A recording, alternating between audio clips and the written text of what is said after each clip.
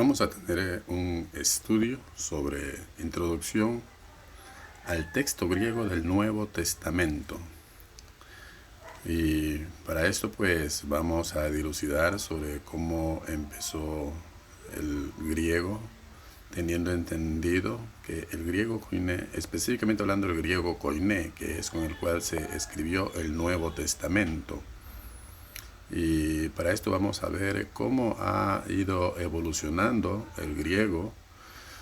Y esto nos interesa mucho debido a que las escrituras en el Nuevo Testamento fue escrito en el griego koiné, unas partes en arameo y unas pequeñas partes en hebreo.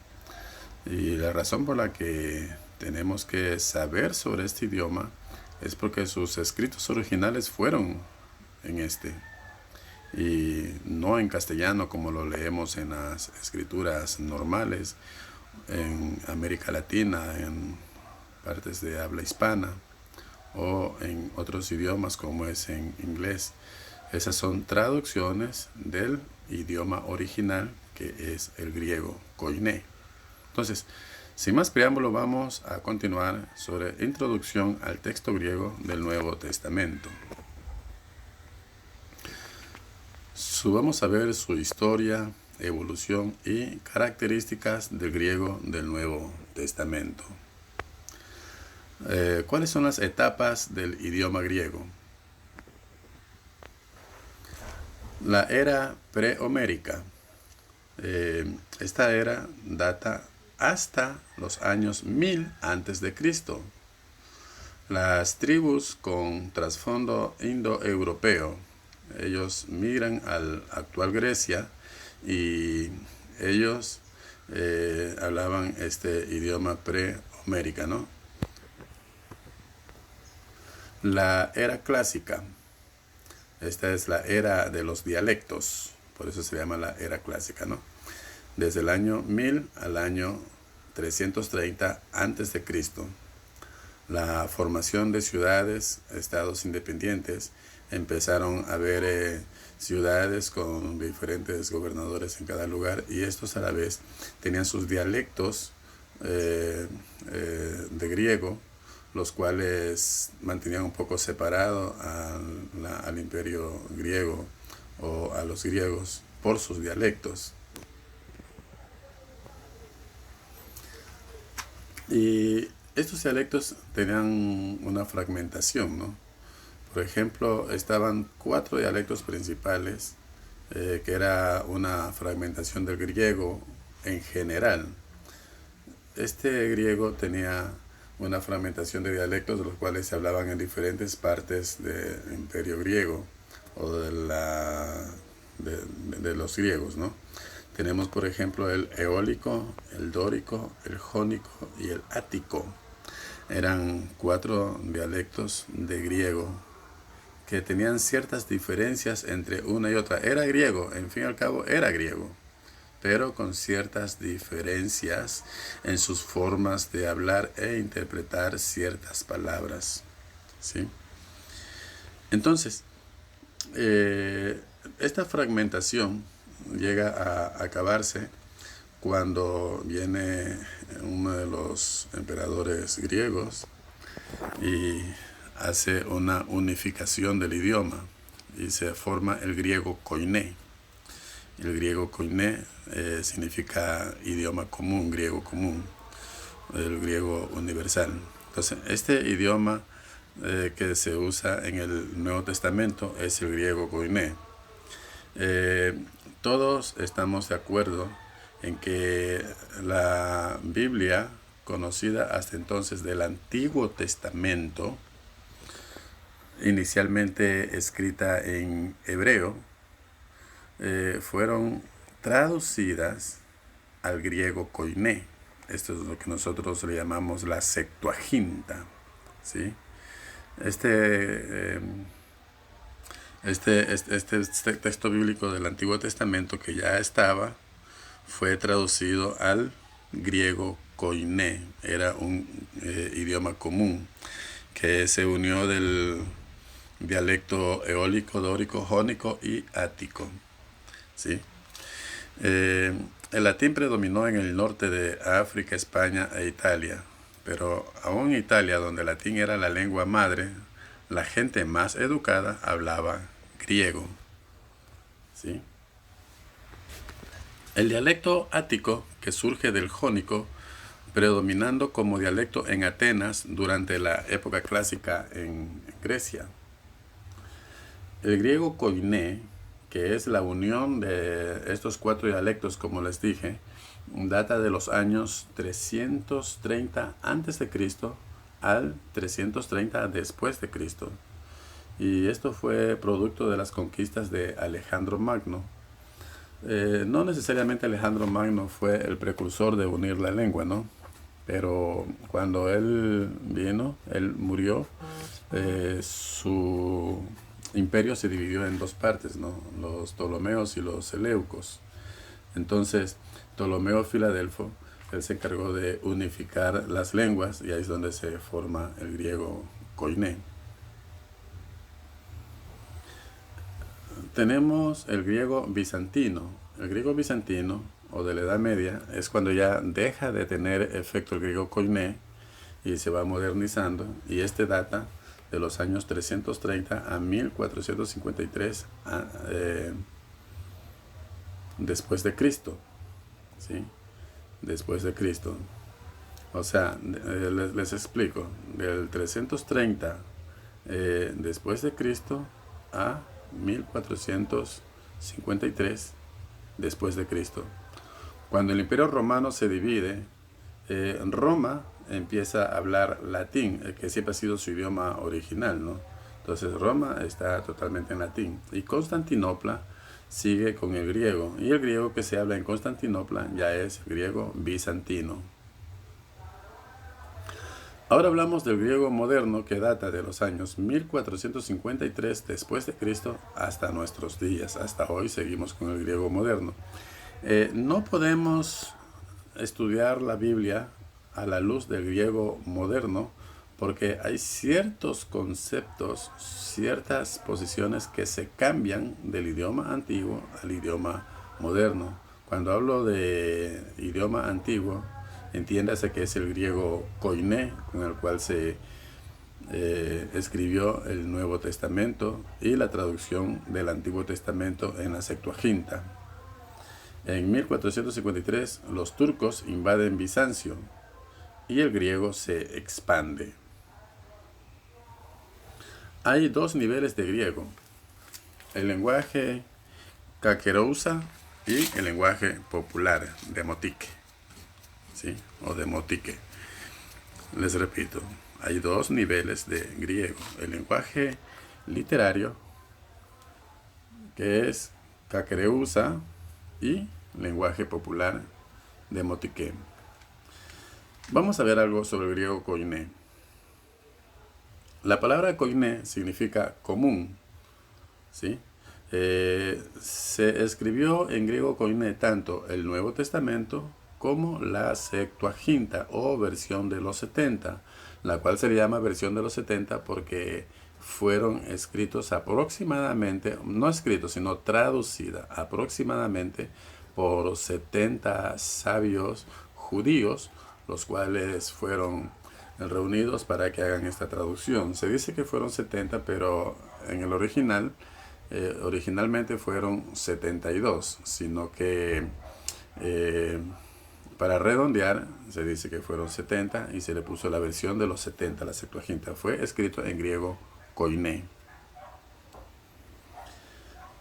Ahora, el griego koiné tiene sus subdialectos. Estos subdialectos tienen que ver mucho con la forma expresiva o dialectos de las personas en sus diferentes lugares según su posición social. Es como cuando nosotros hablamos el castellano o el español. Estamos, por ejemplo, en Ecuador. Y si nosotros vamos a la alta alcurnia, donde están las personas con mucha educación, ellos tienen un dialecto del español. Si nos vamos nosotros a la parte estudiantil, donde está la clase media, o vamos a la clase social media, encontramos un dialecto un poquito diferente. Si nos vamos a los bajos barrios, estamos hablando del español, del español. Si nos vamos a los a los barrios bajos, donde están quizás las pandillas, la gente común, están toda la gente de bajos recursos económicos, ahí usamos otro lenguaje, que es el lenguaje popular, o también llamado como el lenguaje vulgar. Asimismo, en el griego koiné habían diferentes dialectos o subdialectos, los cuales se plasmaron también en las escrituras. Por eso es importante estudiar estas partes para saber cómo interpretar las escrituras, quién lo habló, cómo se habló, por qué se habló y en qué condición social estaban los que hablaron o escribieron, ¿sí? Entonces, dentro del griego koiné tenemos subculturas, que es el vernáculo literario, conversacional y aticista. El lenguaje vernáculo o vulgar, este es el idioma de la calle. Algunos papiros hallados en Egipto son o pertenecen a este tipo de lenguaje. Como les decía, estos lenguajes, no lenguajes, digámosle dialectos, o subdialectos, estos subdialectos estaban plasmados en algunos puntos bíblicos, en algunos escritos antiguos de la escritura. Según el escritor, la persona que escribía, él plasmaba también su dialecto con el cual se familiarizaba. El idioma literario es un griego pulido. Este dialecto es un griego utilizado por las personas, los estudiosos, aquellas personas que se dedicaban a la investigación. Es un griego de la alta alcurnia, ¿no? Se podría decir también muy utilizado en la clase social alta, ¿sí? Entonces, el griego literario era un griego pulido, el dialecto de los estudiosos. Ejemplo de las personas que utilizaban este tipo de dialecto, el literario, generalmente era Josefo, Polibio, Filón, Diágoro, Estrabón, Epicteto y Plutarco, ¿no? Son ejemplos. Hay muchas personas que utilizaron este tipo de dialecto como es el literario. Las diferencias están entre el idioma de la calle y el que existe en la universidad, el idioma de los estudiosos. Hay una gran diferencia en su forma de hablar o dialecto, como les decía, parecido a lo que sucede con el idioma castellano y otros idiomas, quizás el inglés. Y cada idioma tiene su diferente dialecto propio, ¿no? El idioma de la calle y un idioma pulido, ¿no? Nosotros acá en Ecuador también tenemos dialectos variados, y no solo 3 ni 2, muchos dialectos. Por ejemplo, hay personas en ciertas provincias o regiones de Ecuador que tienen un dialecto diferente, donde incluso las frases que utilizan son un poco diferentes, y a veces entre región y región no se entiende cierto tipo de dialectos o formas de hablar. Estamos hablando dentro de Ecuador. Dentro de Argentina, existen regiones en Argentina donde a veces entre ellos mismos no se entienden entre un dialecto y otro. Cada provincia tiene su propio dialecto, y eso pasa con todas las naciones. Ahora vamos a ver sobre el dialecto conversacional. Este dialecto conversacional más o menos es un medio común, es un dialecto común utilizado generalmente en la clase media. ¿Sí? En el Nuevo Testamento encontramos algunos dialectos conversacionales dentro del Nuevo Testamento, en algunos papiros encontrados. Forma de hablar de la gente educada, ¿no?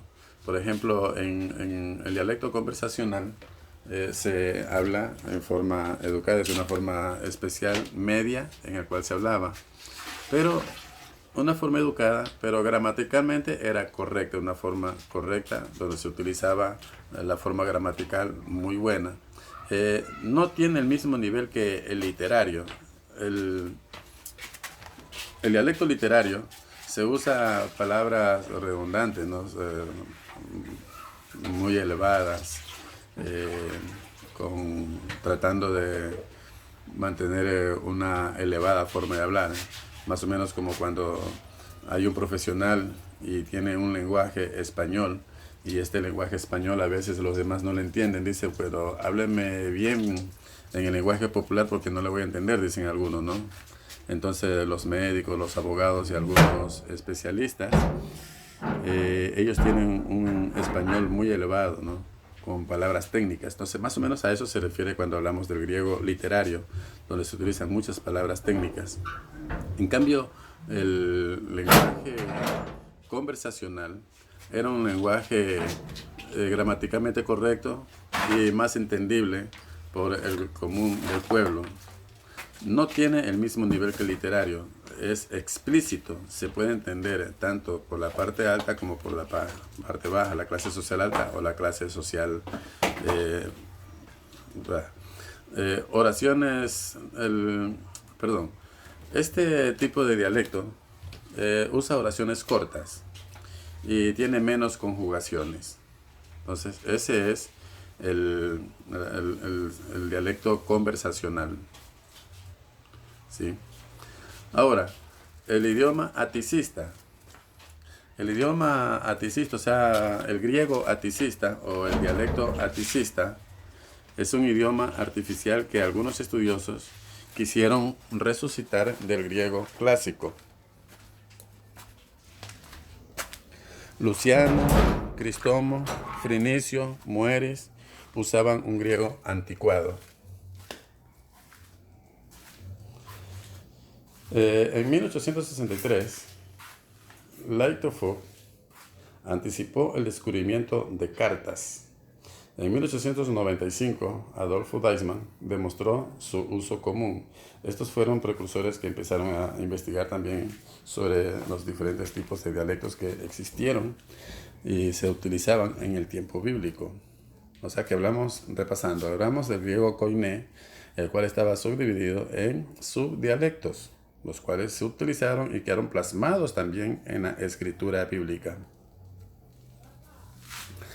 Análisis del idioma del Nuevo Testamento.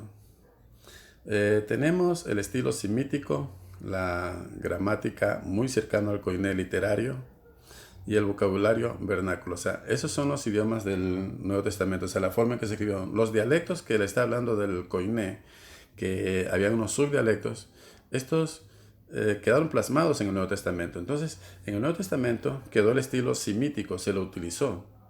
La gramática utilizada en el Nuevo Testamento es una gramática muy cercana al koiné literario. Y el vocabulario, generalmente se utilizaba el vernáculo, que el vernáculo era considerado el idioma de la calle, el idioma común. Se utilizó mucho también este estilo de escritura, como es el vernáculo, el idioma de la calle, en el Nuevo Testamento. ¿Por qué? Porque acuérdese que Jesús, o el Señor, o nuestro Señor, Él utilizó personajes que tradujeron la escritura. Bueno, no la tradujeron, hablamos de los escritores originales como Mateo, Marcos, Lucas, Juan, Pablo, Santiago, etc. Ellos eran de diferentes clases sociales y tenían su estilo diferente cada uno de escribir, y esto quedó plasmado en las escrituras al momento de escribir los libros. Entonces, el griego koiné del Nuevo Testamento tiene una sintaxis literaria, tiene un estilo semítico y tiene un vocabulario vernáculo. ¿Sí? El griego koiné en el Nuevo Testamento.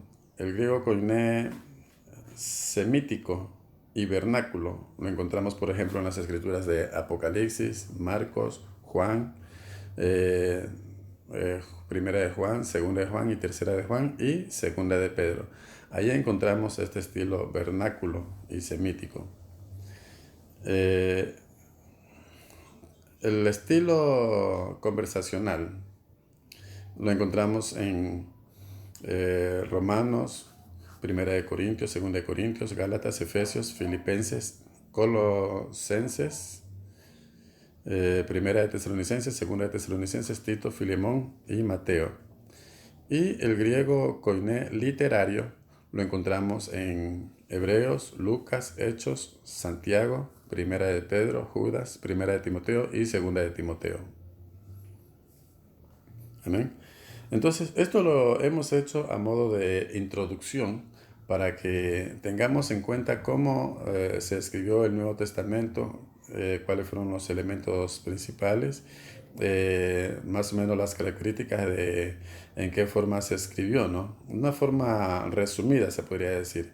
Quizás más adelante vamos a hacer otros estudios sobre ya directamente cómo hablar el idioma, la gramática del idioma y muchas áreas que tenemos que abarcar para poder entender el griego y no solo entenderlo, sino también poderlo hablarlo y escribirlo.